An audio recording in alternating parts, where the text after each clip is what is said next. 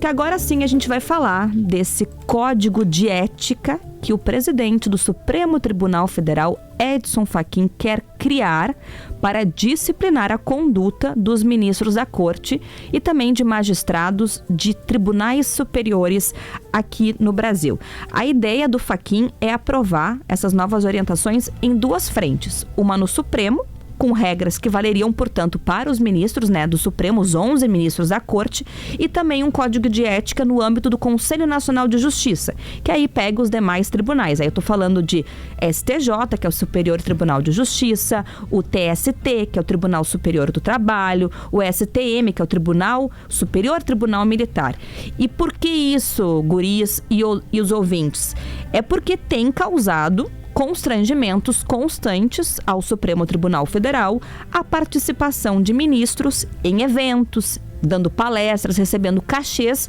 E recentemente tivemos o caso do ministro Dias Toffoli, que pegou carona num jatinho para assistir a final da Libertadores em Lima, no Peru. E nesse jatinho tinha nada mais nada menos do que um advogado que defende os interesses do Banco Master. E coincidentemente, esse processo caiu nas mãos do Dias Toffoli dias depois, e aí gerou novamente um constrangimento.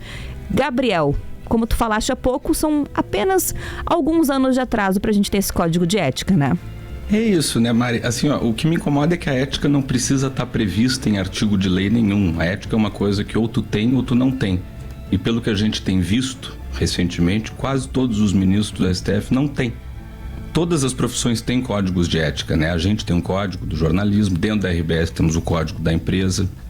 Em teoria, os ministros do Supremo estão sujeitos ao código de ética da magistratura nacional, mas eu vou citar dois aqui dos principais itens desse código que provam que os juízes de tribunais superiores realmente não estão nem aí para ele. Transparência e integridade, os juízes devem evitar situações que comprometam a confiança pública. Veja só. Veja bem. E decoro e prudência, né, que é comportamento público e privado compatível com a dignidade do cargo. Então, assim, embora a iniciativa do Fachin seja muito nobre mesmo, ela segue um princípio muito equivocado que a gente tem aqui no Brasil, de que basta escrever uma lei, uma regra, que a gente muda a realidade. A gente não muda. O ponto aqui é cultural. Tudo bem que o Código de Ética da Magistratura não prevê as situações específicas que o Fachin quer colocar no novo código, né? A inspiração dele é o Código Alemão, que prevê regras claras e objetivas para regular as palestras muito bem pagas, os eventos privados que vira e mexe acabam em samba, para presentes de amigos, para entrevistas, para carona em jatinho, nada revolucionário, né? Só o mínimo que se espera. E na Alemanha esse código diz também qual é o limite do quanto se pode ganhar fora do contra-cheque do Estado, obriga os ministros a divulgarem os seus cachês, impede os juízes, né, de aproveitarem o cargo para fazer negócio e impõe até mesmo uma quarentena depois da aposentadoria. E lá na Alemanha esse código, por aqui a lógica é outra, né? Mal a ideia apareceu e já tem o centrão do judiciário muito irritado, torcendo o nariz. E os argumentos são uma grande preocupação em não ferir a autonomia do poder judiciário, um eventual engessamento da corte e o respeito às tradições. Como eu disse hoje de manhã no Macedo, no Gaúcha hoje, tradição é comer rabanada no Natal, né, gente? Palestrar em resort, viajar em jatinho com empresário, participar de fórum patrocinado por quem depois vem bater na porta dos gabinetes do Supremo, se isso for uma tradição, me parece um bom costume da gente abolir, né? Então eu acho que é isso, a iniciativa do Fachin é nobre, mas tem um outro ponto também, ele quer importar um código alemão para o Brasil. E a única coisa alemã que funciona bem no Brasil é o Colina Verde, o restaurante Nova Petrópolis. A Alemanha é toda correta demais, organizada demais e corrupta de menos, né, para inspirar qualquer coisa por aqui. E aí eu acho que a pergunta que fica é muito óbvia. Se o STF já é tão ético quanto dizem esses ministros que torceram o nariz, por que tanta resistência a escrever a regra num papel, né? Não sei. Gabriel, aproveitando o teu gancho, e eu entendi perfeitamente o que tu quis dizer, né? Que uma regra escrita não muda a realidade, de fato não muda. Mas normas existem não para transformar comportamentos instantaneamente, né? Me parece, né? Elas existem para criar parâmetros, né? Para responsabilizar e para mudar a cultura no médio e longo prazo, assim. Então, acho que uma instituição pública, ela vai melhorando conforme a gente tem estabelecido esses critérios objetivos, as consequências claras do que pode ocorrer sobre quem não seguir essas regras. E isso não existe hoje. Então, por isso me parece meritória essa iniciativa, de fato, do Fachin. E finalmente, né? Finalmente alguém no topo do judiciário admite o óbvio, que é ministros de tribunais superiores precisam de regras de conduta, Gabriel. Pelo amor de Deus. E o judiciário já vive, né, Mari, cercado de privilégios, né? Os salários acima do teto.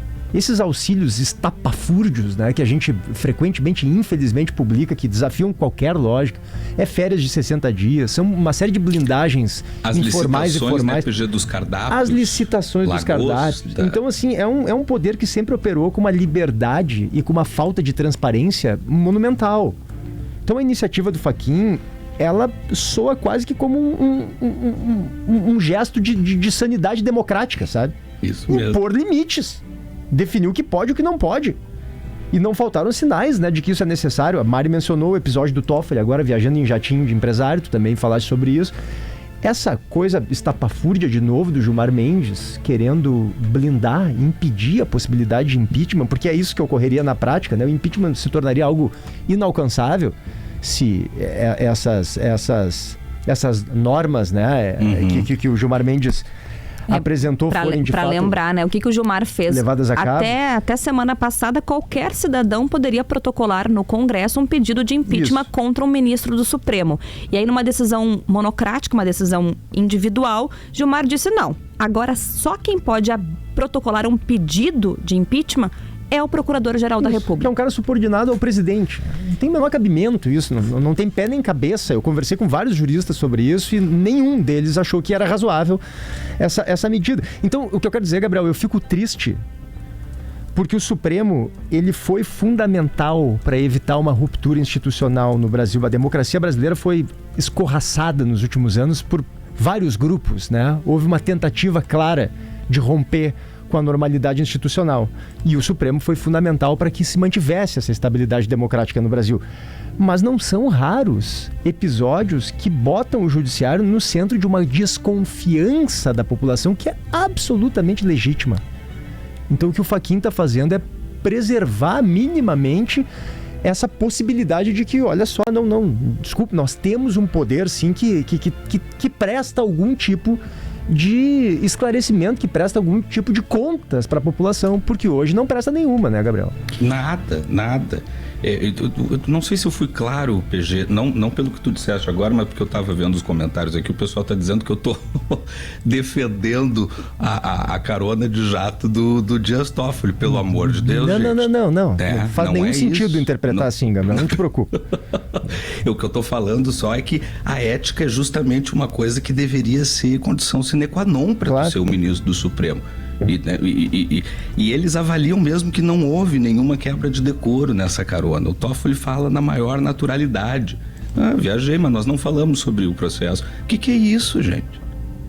Ele, inclusive, nem se declarou impedido. Ele poderia ter dito, não posso julgar esse caso porque tive um encontro recente com esse advogado. Não, ele entendeu que não, tá tudo certo, tá dentro da regra do jogo e tá. Pior é que tá. E que entra também Esse é o ponto, pior é que tá. É isso que a Mari tocou, que é importante, por isso me parece meritória essa iniciativa do Fachin, né? Sim. Porque hoje cada ministro decide o que é ético ou não. Que isso? Exatamente. Não pode. Se fosse um conceito individual, né? A ética e a moral, elas não são. E essa questão aí que vocês estavam lembrando da decisão liminar do Gilmar na semana passada, dialoga direto com o que a gente está vendo agora. Porque foi o que eu falei ontem, né? A Rosane escreveu na 0 Hora que essa era a hora do Procurador-Geral da República pedir a suspeição, pedir o impedimento do ministro Dias Toffoli no caso do Banco Master. Só que por que o PGR vai fazer isso, gente?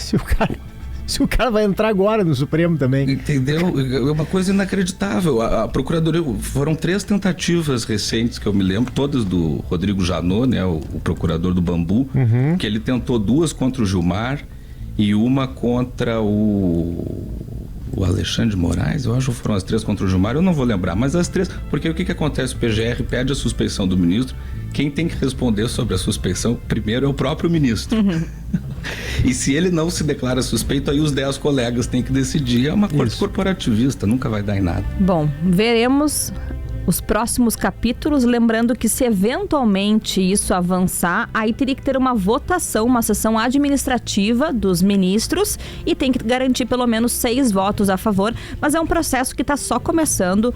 O Edson Fachin, que é o ministro, o presidente da corte, está com um grupo de trabalho analisando, teve só uma reunião até agora, mas é uma discussão que cresce porque recentemente teve esse caso do Dias Toffoli, tem também a esposa do Alexandre de Moraes, que também o escritório dela tem relação com o Banco Master, então acaba que vai surgindo de um lado e de outro alguns casos que levantam a bola da necessidade da criação desse código de ética para os ministros do Supremo Tribunal Federal.